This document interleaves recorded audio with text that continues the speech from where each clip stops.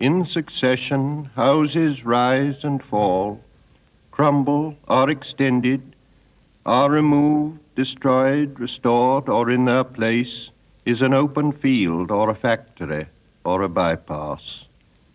Old stone to new building, old timber to new fires, old fires to ashes, and ashes to the earth, which is already flesh, fur, and feces, bone of man and beast, corn stalk and leaf.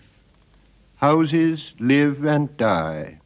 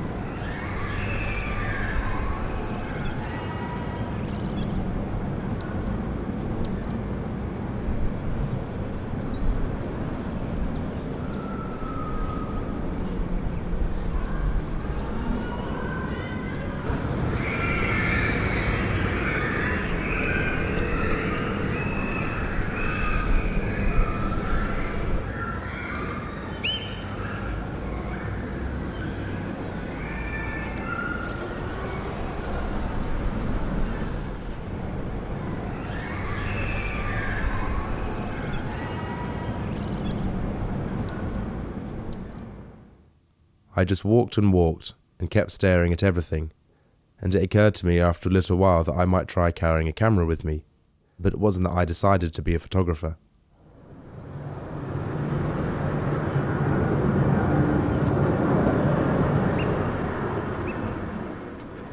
For some time we had been interested in exchanging images from our own private imaginary museums.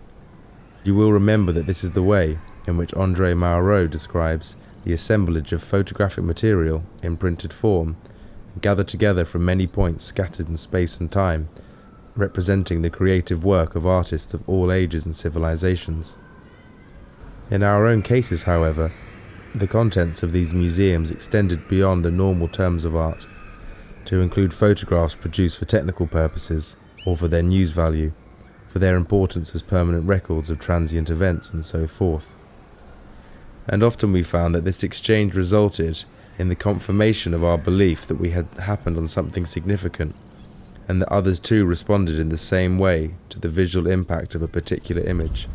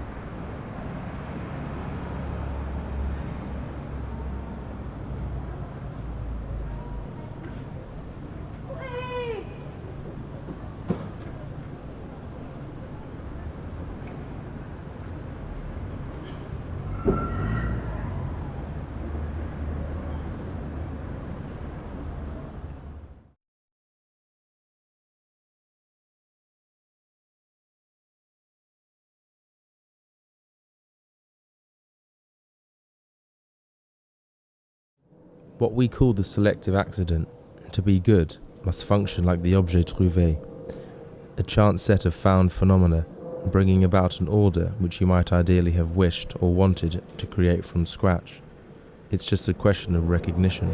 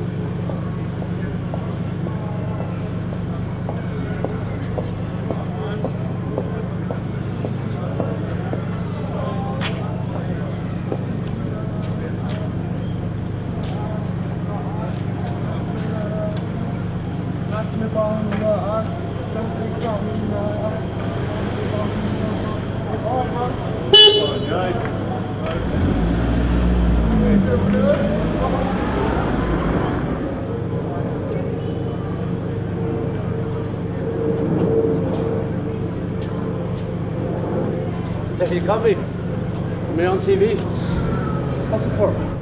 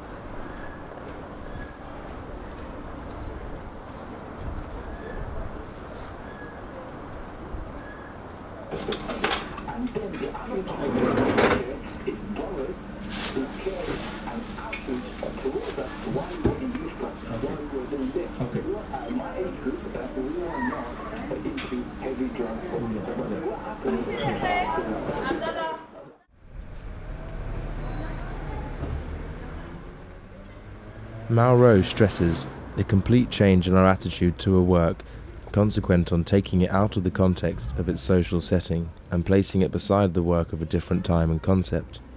Thereupon the artist's visions were turned into pictures as its gods into statues, he says, and goes on.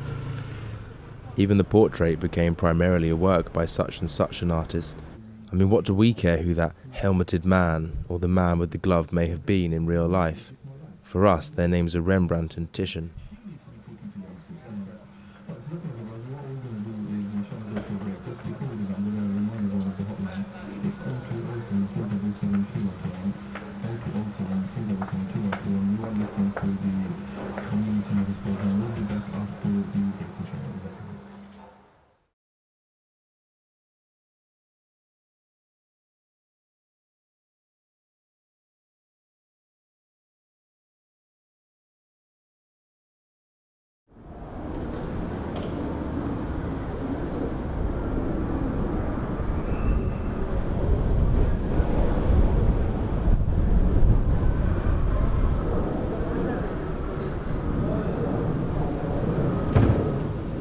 And having done the work in a semi-conscious state, which is the sort of state that I work anyway, I naturally began to look at it and gradually interpret it in my own way. And I began to sense that the image had been of more significance to me than I had noticed before.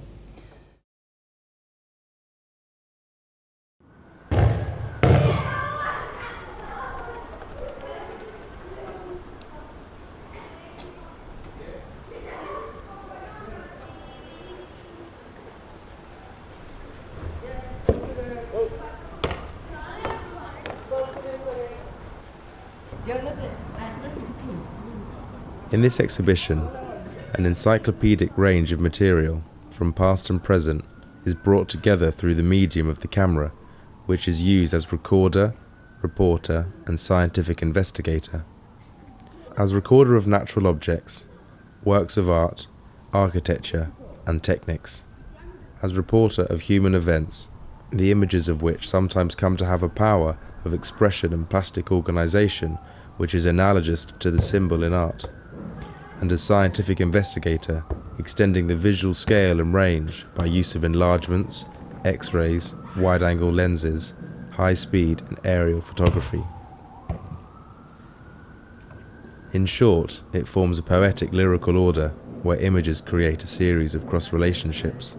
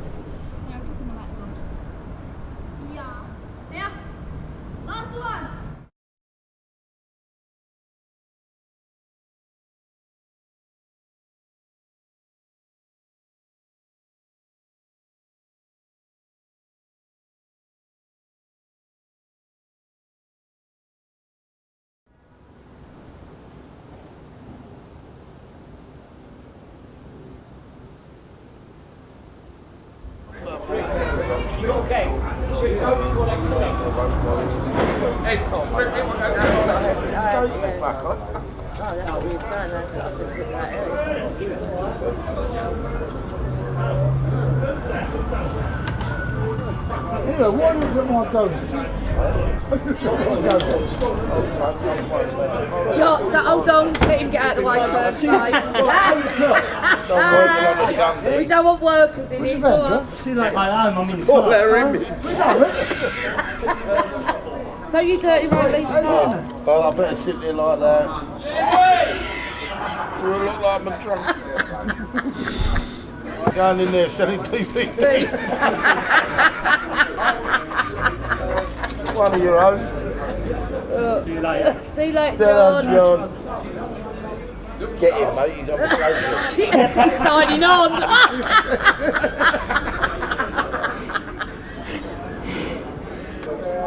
The people of the world. Is he still alive? Yes. Yes, well, I've moved my arm.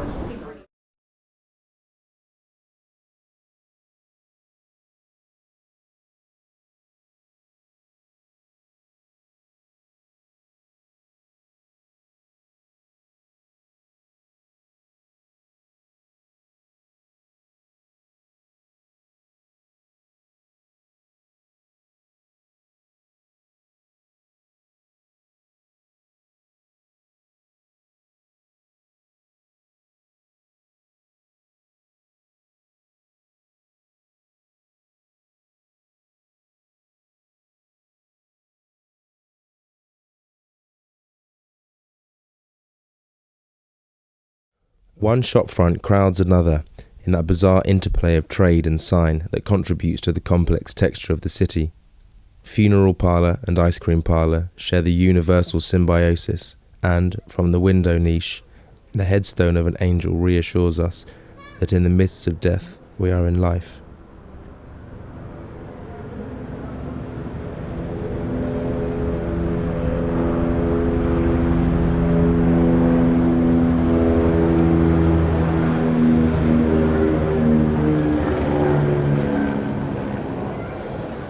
I have a certain predisposition to using some ways. I've blundered more or less into my own methods. I've rejected some, accepted others. And this photo collage does interest me very, very much. I found it, particularly since I have an enlarger and I work quite a lot in photography, I can change the scale. And I can occasionally go into negative if I want to. It gives me quite a lot of control. It is my drawing medium, really.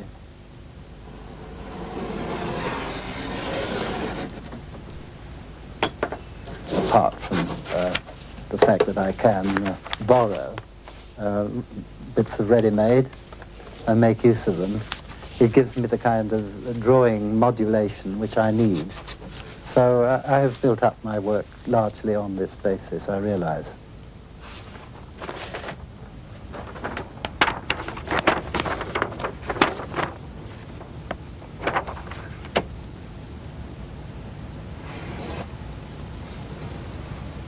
And also, we uniquely live in an area where we are awash with material which has been originated by the camera. And much of it we are trying to mentally incorporate, to take the information and build a notion about the richness and the possibilities of life through this. We've lost one. There we are.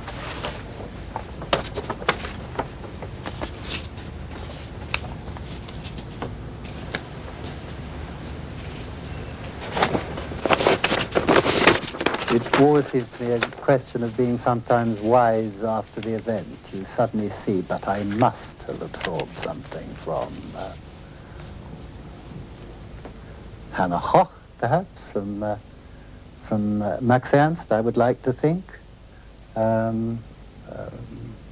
Some very direct pieces of work, not the ones that we think of, not the great works, but some of the works of Marcel Duchamp in photography, where he do something as simple as laying his head down on a piece of photosensitive paper and switching the light on and getting a very fine profile.